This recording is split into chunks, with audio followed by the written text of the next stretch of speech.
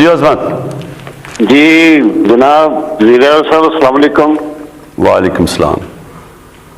سر ہر ماہ میں 2 دفعہ پیٹرولیم مشروعات بڑھ جاتی ہیں جس کی وجہ سے ہر چیز پہ مہنگائی آ جاتی ہے.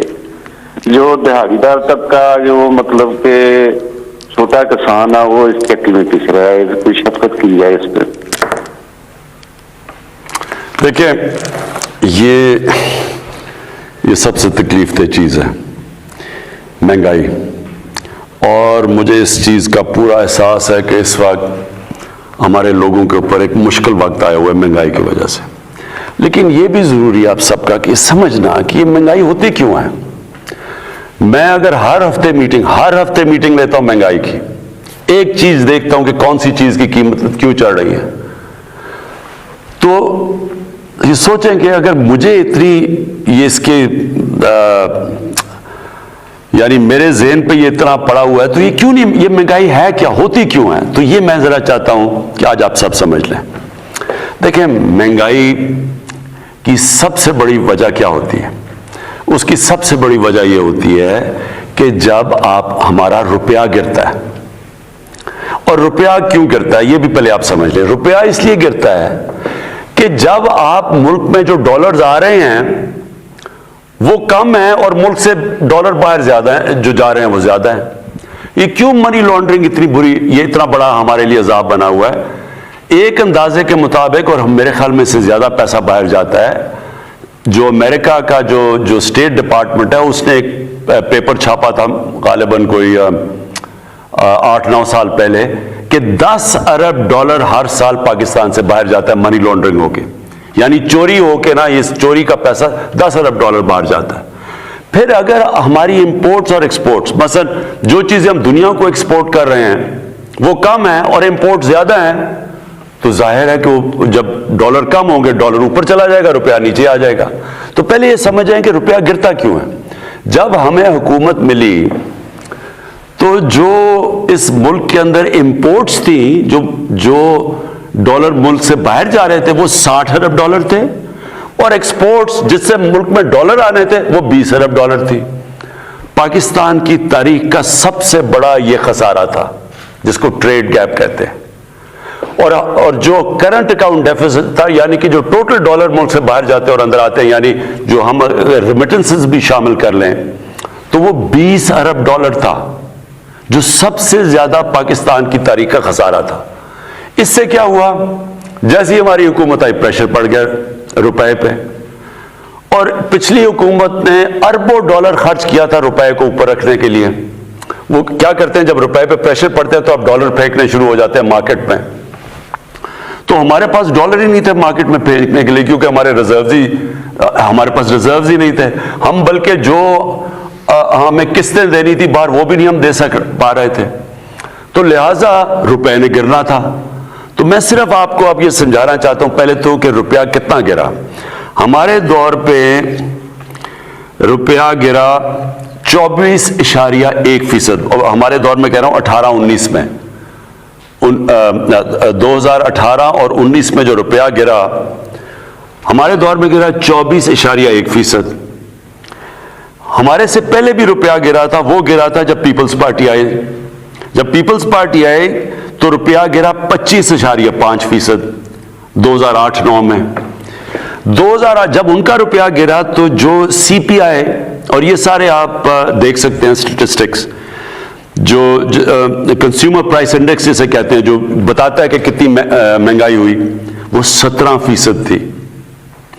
اور ہمارے 18-19 میں جب 24.1% روپیہ گرا تو 7.3% تھی. اور یہ آپ دیکھ سکتے ہیں, یہ بیورو آف اسٹیٹسٹکس کے اندر یہ لکھا ہوا بتایا ہوا آپ کو. اب یہ کیوں, اب جب یہ روپیہ گرتا ہے تو کیا ہوتا ہے, پہلے یہ سمجھیں. سب سے پہلے تیل مہنگا ہو جاتا ہے. تیل مطلب پٹرول اور ڈیزل مہنگا, اس کا مطلب ٹرانسپورٹ مہنگی. اس کے بعد بجلی مہنگی, کیونکہ آدھی بجلی بنتی ہے تیل سے, اور پھر جو باقی بجلی کے کانٹریکٹ سائن کیے ہوئے ہیں وہ سارے ڈالرز میں کیے ہوئے ہیں. تو جیسے ہی روپیہ گرا جو ڈالر کی چیزیں ساری مہنگی ہو گئی. پھر جو ہم چیزیں امپورٹ کرتے ہیں، سب سے پہلے گھی، تقریباً سارا گھی ہم امپورٹ کرتے ہیں باہر سے، وہ مہنگا. چائے مہنگی، چائے باہر سے امپورٹ کرتے ہیں. پھر دالیں مہنگی، جو عام آدمی بیچارہ کھاتا ہے، تقریباً 70% دالیں باہر سے ہم امپورٹ کرتے ہیں، وہ مہنگی ہو گئی. تو جب بجلی مہنگی ہوئی، مزید اور چیزیں مہنگی ہو گئی. پھر گیس، اب آدھی گیس ہماری جو ہم پاکستان میں گیس نکلتی ہے وہ کم ہوتی جا رہی ہے. جو باہر سے ہم گیس لیتے ہیں وہ مہنگی ہے، تو جب وہ گیس بھی مہنگی ہو گئی، تو ساری چیزیں مہنگی ہو جاتی ہیں جب آپ کا روپیہ گرتا ہے. اس لیے ہماری گورنمنٹ پوری کوشش کر رہی ہے پاکستان میں ایکسپورٹ بڑھانے کی، اور مجھے بڑی خوشی ہے کہ پچھلے مہینے ریکارڈ ایکسپورٹس بڑھی ہیں ہماری. جب تک ہماری ایکسپورٹس نہیں بڑھیں گی، اور اللہ کا شکر ہے ریکارڈ ریمیٹنسز بڑھی ہیں، یعنی کہ جو باہر پاکستانی بینکوں کے تھرو پیسے بھیجتے ہیں وہ بھی بڑھی ہیں.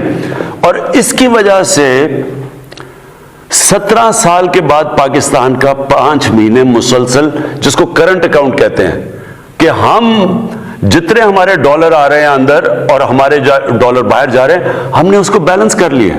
ہمارا خسارہ ختم کر دیا ہم نے، کیونکہ ہم نے ایکسپورٹس بھی بڑھائی ہیں اور ہماری ریمیٹنسز بھی بڑھی ہیں، اور ہمارا ملک صحیح راستے پہ لگ گیا ہے.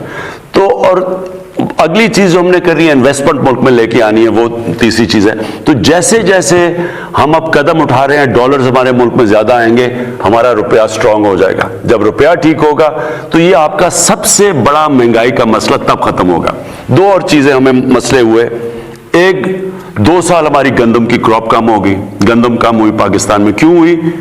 یہ موسم کی تبدیلی کی وجہ سے بارشیں اس ٹائم پہ ہو گئی جب گندم کو ہم نے کٹائی کا ٹائم تھا.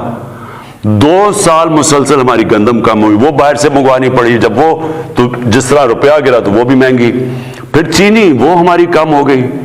تو چینی بھی جب باہر سے آئی، اور کیونکہ جو میں آپ کو کہہ رہا ہوں کہ ڈالر کے اوپر پریشر تھا، حالانکہ چینی اتنی مہنگی نہیں ہوئی باہر سے، لیکن گندم ہمیں گورنمنٹ کو بہت بڑا قیمت ادا کرنی پڑی. تو کہنے کا آخر میں مقصد یہ ہے، مجھے پورا احساس ہے، سارا وقت میں مانیٹر کر رہا ہوں، پوری کوشش کر رہے ہیں کہ ہم مہنگائی کو روکیں.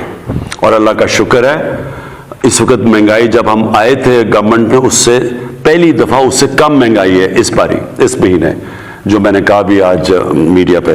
تو تھوڑا آپ کو صبر کرنا پڑے گا.